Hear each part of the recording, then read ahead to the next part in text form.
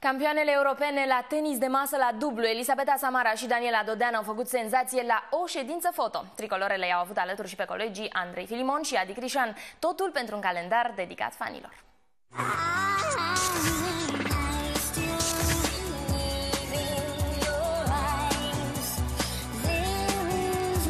Înainte de sărbători, cele mai bune jucătoare din tenisul de masă românesc au realizat un calendar incendiar. Frumoasele Elisabeta Samara și Daniela Dodean, campioane europene la dublu, au arătat că fac echipă bună și în fața aparatului foto.